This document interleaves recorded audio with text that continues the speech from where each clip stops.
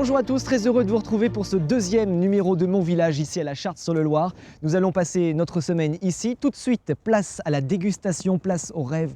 Nous allons boire du vin en quelques instants et surtout visiter des caves avec leur gérant. Je vais recevoir tout de suite Monsieur Gigou et puis juste après Monsieur Breton. Place à Monsieur Gigou tout de suite. Bonjour Joël. Bonjour. Je suis très heureux de vous retrouver ici. Habituellement, c'est plutôt chez vous dans les caves, lors des portes ouvertes.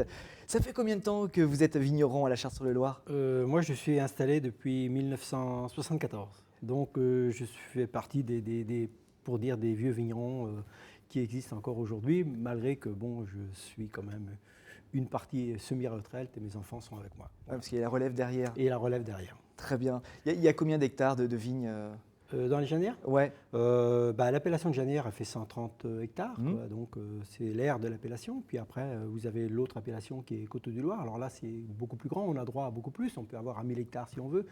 Mais globalement, les deux appellations confondues aujourd'hui, on a à peu près 150 hectares déclarés en appellation Janières et Coteaux-du-Loir. Voilà.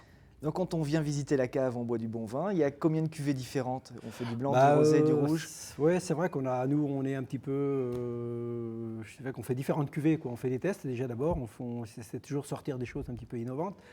Mais qui respectent un petit peu le terroir. Donc on a différentes cuvées en Janières. On a 3 cuvées avec les secs, les moelleux, voire même 4 avec des extraits, des sélections très concentrées par rapport à ce que la nature nous apporte. Et puis l'appellation Coteaux-du-Loir, alors là on fait des blancs, on fait des rouges, on fait des rosés.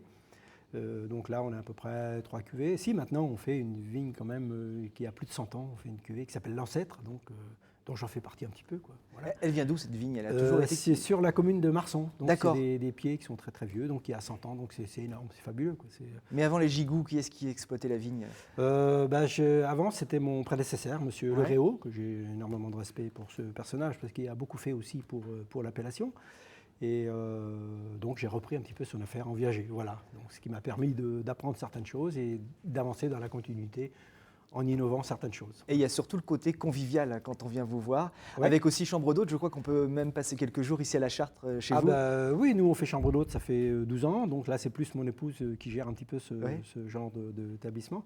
Mais c'est vrai que les gens sont assez satisfaits, parce qu'en plus on a la visite des caves, dégustation. Il y a les châteaux de la Loire, dégustation effectivement comme vous le dites, et puis il y a plein de choses à découvrir, quoi. Et puis si je peux me permettre un petit conseil, ne ratez pas les portes ouvertes de chez Gigou, ce sera au mois de septembre. Voilà, c'est ça, le 7, 8 et 9 septembre pour découvrir le millésime 2011 qu'on commence à mettre en bouteille demain. Demain, donc là ça y est, on est en plein dedans, quoi. En attendant les vendanges. Une partie, quoi, parce que il y a encore du vin qui n'est pas prêt, quoi. C'est la grande époque, maintenant on s'arrête plus de travailler, c'est tous les jours. Voilà, c'est tous les jours, enfin avec la vigne aussi, parce qu'avec le temps qu'on a aujourd'hui, c'est vrai que c'est assez compliqué, donc on est souvent présent dans les vignes. Rapport au côté climatique, et puis bon, il y a quand même beaucoup de travail en cave. Voilà. Bon, Joël, j'ai noté le rendez-vous. C'est bon, voilà, c'est gentil. Merci, il n'y a pas de problème, comme d'habitude. À bientôt. À bientôt. C'est un tout nouveau viticulteur à découvrir, il vient de s'installer, il a plein de choses à nous apprendre, il s'appelle Monsieur Breton, on va le rejoindre immédiatement. Bonjour Régis. Bonjour. Donc installé en 2008. Oui, en 2008, donc c'est tout récent. Alors pourquoi ? Vous faisiez quoi avant ? Pourquoi si tard en quelque sorte ? Oui, donc j'ai passé une quinzaine d'années dans le vignoble ici, un petit peu chez tous les viticulteurs, puisque j'étais chauffeur de machine à vendanger. Ah oui, déjà dans la partie alors. Ah oui. C'est un petit peu obligé pour exercer le métier, c'est une obligation. C'est difficile de s'installer en 2008, il y a 4 ans, c'était difficile ? C'est difficile, mais il fallait mieux le faire à cette époque-là que maintenant, je pense. La conjoncture n'est pas plus facile maintenant, ça c'est sûr, mais je ne regrette pas en tout cas. Vous êtes où alors exactement ? Alors, Près de chez Gigou ? Je suis à l'opposé, sur la direction de Marsan et Château-du-Loir, donc à la Chartre, rue Percheron. D'accord, avec une spécificité, des vins différentes cuvées, mais aussi vous vendez en vrac. Voilà, donc ça c'est pas mal. Voilà, donc je fais du vin un petit peu pour tout le monde, donc des vins en vrac, donc en début de saison. J'ai toujours après dans l'année des vins en bouteille, donc en AOC, Janières et Coteaux-du-Loir. Et aussi des vins pétillants en blanc, rosé et rouge aussi. Rouge aussi. Rouge aussi, à déguster en apéritif sur des rondelles de chorizo ou en dessert sur du chocolat. C'est excellent. Le pétillant, c'est dans l'air du temps, c'est un peu à la mode, on en retrouve beaucoup en ce moment. Alors j'en profite puisque je développe à fond ma vente en pétillant. Oui, c'est à la mode, c'est festif, c'est convivial, c'est très agréable.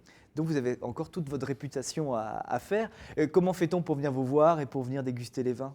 Alors pour venir me voir, c'est plus souvent sur rendez-vous parce que je suis seul sur l'exploitation. Mais après, il y a toujours moyen de trouver un rendez-vous, un soir en semaine ou dans le week-end, il n'y a pas de souci. Donc toute ma vente se fait au domaine ou sur les salons en Bretagne et puis un petit peu sur Bordeaux aussi. Avec encore une partie originale, c'est que vous avez un projet de dégustation de vin bien sûr, mais dégustation aussi de pain, four à pain, bruschetta. Oui, voilà, parce que j'ai acquis 2 ans après, donc en 2010, un petit domaine à 150 mètres au-dessus de ma cave où il y a 6 caves, une grande cour fermée. C'est magnifique avec comment dire, des cheminées et un four à pain où je fais de la cuisson avec de la restauration et dégustation. Donc le côté très convivial, il y a des terrasses, c'est magnifique. Et du coup, j'ai fait ma porte ouverte, une petite porte ouverte pour le lancement le 16 et 17 juin, ce qui s'est très très bien passé. Donc encore un bon plan sorti quand on vient à la Charte. Donc une prévision pour la prochaine porte ouverte, ce sera fin de l'année peut-être? Voilà, donc il faut que je me cale, hein. Donc j'ai démarré il y a peu de temps, je leur dis encore, il faut que je me cale par rapport au travail dans les vignes. Donc fin de printemps et puis certainement fin d'année aussi au niveau de la porte ouverte. Eh ben, je note encore une bonne adresse quand je reviendrai à la Charte. Voilà. Merci beaucoup Régis. N'hésitez pas, merci. À bientôt. Merci, au revoir. Il ne vous reste plus qu'une seule chose à faire, visiter les caves et déguster avec modération évidemment. Demain, on se retrouve pour un nouveau rendez-vous Mon Village à la Charte-sur-le-Loir. Nous allons parler fleurissement avec le chef jardinier de la ville ainsi qu'artisanat d'art avec des brocanteurs qui seront avec nous pour en parler. À demain.